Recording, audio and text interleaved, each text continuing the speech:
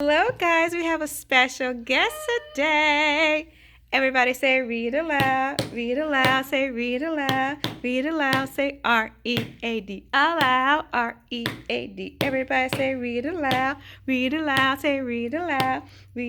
say riggedy, riggedy, read aloud, riggedy, riggedy, read aloud. All right, Miss Long, what is the book for today? So today, you guys, we're going to have a special guest for Johnny Appleseed's birthday, which is today.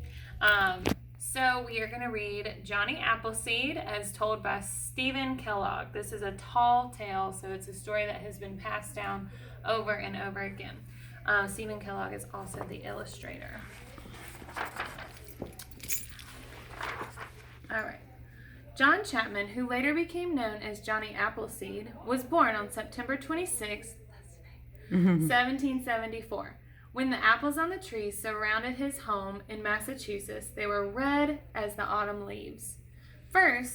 John's first years were hard. His father left to fight the Revolutionary War. His mother and his baby brother both died before his second birthday. By the time John turned 6, his father had remarried and settled in a different part of Massachusetts. With a decade in their little house, the house was overflowing with more than 10 children. Nearby was an apple orchard. Like most early American families, the Chapman families picked their apples in the fall. They stored them in a cellar for winter eating and used them to make sauce, vinegar, cider, and apple butter. John loved to watch the spring blossoms slowly turn into the growing fruit of autumn. Watching the apples grow inspired a love that John had for nature. He often escaped from his boisterous home into the tranquility of the woods. The animals sensed his gentleness and they trusted him. As soon as John was old enough to leave home, he set out to explore the wilderness in the west. When he reached the mountains, he put a plot of land and planted a small orchard with the pouch of apple seeds that he had carried with him. A lot of peas. John walked hundreds of miles throughout the Pennsylvania forest, living like the Indians that he had befriended along the trail. As he traveled, he cleared the land for many more orchards. He was sure the pioneer families would be arriving before long, and he looked forward to supplying them with many apple trees. When a storm struck, he found shelter in a hollow log, or he built a lean-to. On clear nights, he stretched out under the stars. Over the next 4 years, John continued to visit and care for his new orchards. The winters slowed him down, though, but he survived happily on a diet of butternuts. Wow.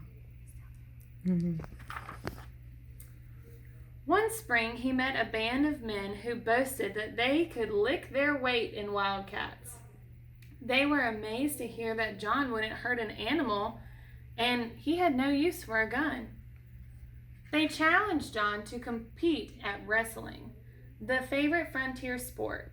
He suggested a more practical contest, a tree chopping match. The woodsman eagerly agreed.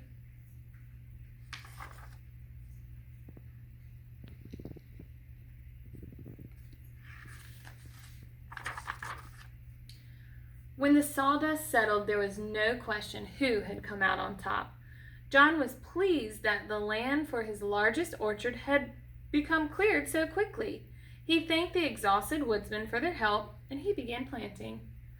During the next few years, John continued to move westward. Whenever he ran out of apple seeds, he hiked to the eastern cider presses to replenish his supply. Before long, John's plantings were spread across the state of Ohio.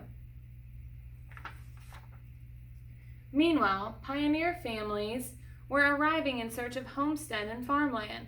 John had located his orchards on the routes that he thought that they might be traveling. As he had hoped, the settlers were eager to buy his young trees.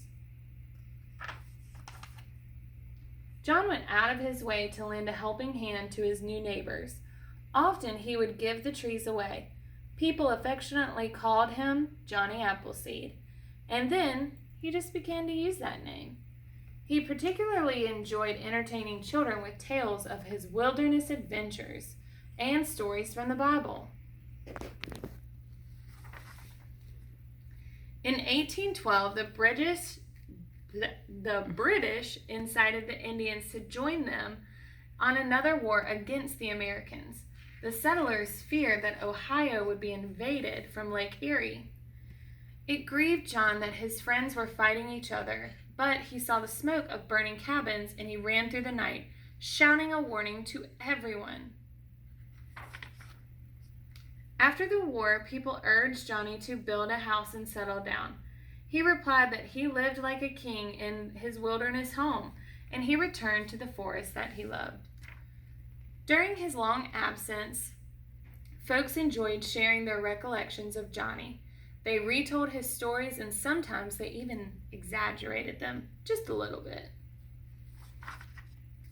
Some recalled Johnny sleeping in the treetop hammocks and chatting with the birds.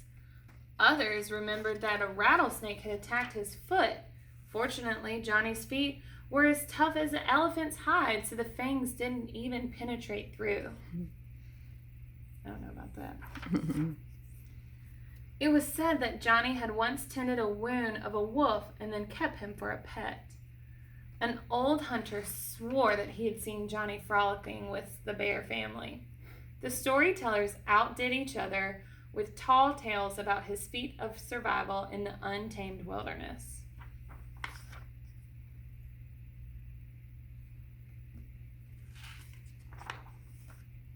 As the years passed, Ohio became too crowded for Johnny. He moved into the wilds of Indiana, where he continued to clear land for his orchards. When the settlers began arriving, Johnny recognized some of the children who had listened to his stories. Now, they were grown up and had children of their own. It made Johnny's old heart glad when they welcomed him and they asked him to be friends and asked to hear of his tall tales again. When Johnny passed 70, it became clear for him that he needed to find someone else to keep up with his work. Then, in March of 1845, while trudging through a snowstorm near Fort Wayne, Indiana, he became ill for the very first time in his life. Johnny asked for shelter in a cabin, and a few days later, he passed away there. Mm-hmm. Curiously, Johnny's stories continued to move westward even without him.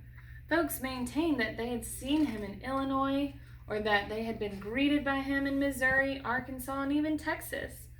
Others were certain that he had planted trees on the slopes of the Rocky Mountains or in California's valleys.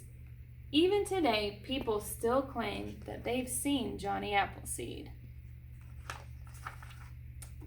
And that is the end. Thank you.